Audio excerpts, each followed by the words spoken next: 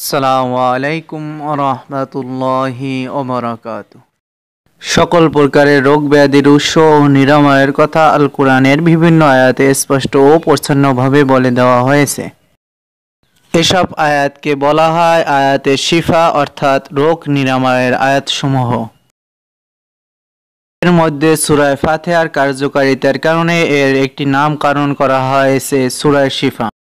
এটাই হোক, আজকে আমরা সূরা ফাতিহার সাথে সূরা ইখলাস এবং আয়াতুল কুরসি সম্বন্ধে একটি বিশেষ আমলের কথা বলব।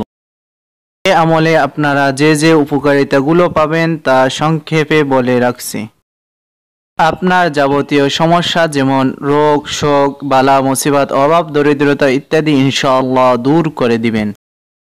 আপনার ঘুমের মধ্যে কোনো খারাপ স্বপ্ন আসবে না বা ভয়ানক কোনো স্বপ্ন দেখবেন না এবং নিকট আত্মীয়ের সাথে সহবাসের মতো আপত্তিকর অবস্থায় নিজেকে আর দেখবেন না।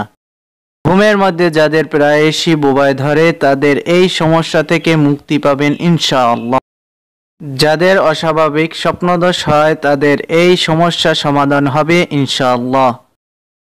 নিয়মিত ঘুমের আগে এই আমলটি করলে দুশ্চিন্তা থাকবে না এবং বিপদ আপদ কম আসবে ইনশাআল্লাহ।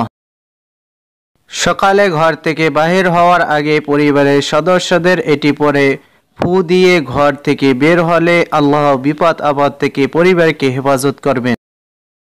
আল্লাহ শয়তান থেকে হেফাজত করবেন, দরিদ্রতা কমে যাবে, মনের আশা পূরণ হবে, মনের সকল জায়েজ ইচ্ছা পূরণ হবে ইনশাআল্লাহ।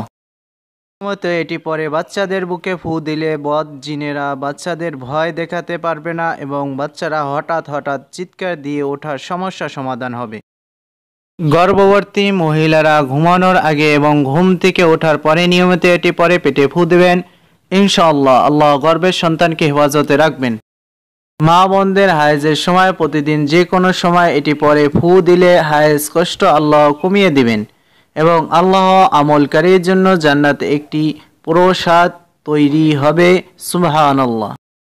রাসূল সাল্লাল্লাহু আলাইহি সাল্লাম বলেছেন, যে ব্যক্তি শুধু সূরা ইখলাস 10 বার পড়বে আল্লাহ তাহার জন্য জান্নাতের একটি প্রসাদ তৈরি করবেন।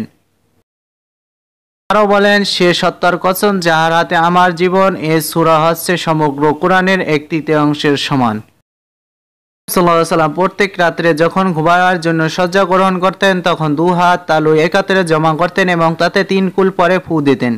তারপর তার দ্বারা দেহের উপর যতদূর সম্ভব বোলাতেন, মাথা, চেহারা, দেহের সামনের অংশ থেকে শুরু করতেন। এরূপ 3 বার করতেন। এছাড়াও কোরআন মাজিদের সর্বশ্রেষ্ঠ আয়াত আয়াতুল কুরসি, যার ফজিলত এত বেশি যে রাসূল সাল্লাল্লাহু আলাইহি সাল্লাম বলেছেন, প্রত্যেক ফরজ নামাজের পর এই আয়াত পাঠ করলে মৃত্যু ছাড়া জান্নাতে যাওয়ার জন্য পাঠকারী আর কোনো বাধা থাকে না। হযরত আবু হুরায়রা রাদিয়াল্লাহু তাআলা আনহু বলেন, হযরত রাসূল সাল্লাল্লাহু আলাইহি সাল্লাম বলেছেন, সূরা বাকারার মধ্যে এমন একটি আয়াত রয়েছে যে আয়াতটি পুরো কোরআনের নেতা স্বরূপ, তা পরে ঘরে প্রবেশ করলে শয়তান বের হয়ে যায়, তা হলো আয়াতুল কুরসি। রাসূল সাল্লাল্লাহু আলাইহি সাল্লাম বলেছেন, এই সূরা ফাতিহা কোরআনের সর্বাধিক মর্যাদাপূর্ণ সূরা। তাওরাত, জবুর, ইনজিল, কুরআন কোন কিতাবে এই সূরার তুলনীয় কোনো সূরা নেই। হযরত আবু সাঈদ খুদরী রাদিয়াল্লাহু তাআলা বলেন, একবার এক সফরে আমাদের একসাথে জৈনিক গোত্র প্রতীকে শুধুমাত্র সূরা ফাতিহা পরে ফু দিয়ে সাপের বিষ ঝাড়েন এবং তিনি সুস্থ হন।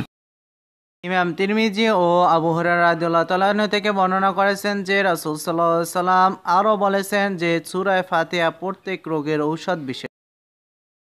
তো আমলটি হলো ঘুমানোর সময় পাক পবিত্র বিছানায় শুয়ে ডান হাত বুকের উপর রেখে 11 বার দুরূদ ইব্রাহিম পরে 3 বার সূরা ফাতিহা, 3 বার সূরা ইখলাস এবং 3 বার আয়াতুল কুরসি পরে পুনরায় 11 বার দুরূদ ইব্রাহিম পরে বুকের মধ্যখানে 3 বার ফু দেবেন। ইনশাআল্লাহ আপনি আজকের আলোচ্য ফজিলতগুলো লাভ করবেন। মা বোনদের হায়েজ চলাকালীন সময়ও এই আমলগুলো করতে পারবেন। আর সকালে ঘর থেকে বের হওয়ার আগে এই আমল করলে বিপদ আপদ থেকে আল্লাহ হেফাজত করবেন। এবং এই আমলটি করে ঘর থেকে বের হওয়ার আগে পরিবারের সদস্য ফু দিয়ে বের হলে আল্লাহ আপনার পরিবারকে হেফাজত করবেন। আপনার মনে নেক ইচ্ছা পূরণ হবে ইনশাআল্লাহ। ভিডিওটিতে লাইক ও কমেন্ট করে বন্ধুদের যত পারেন শেয়ার করুন। সুস্থ থাকুন, ভালো থাকুন, সর্বদা আল্লাহর নামটি স্মরণ রাখুন।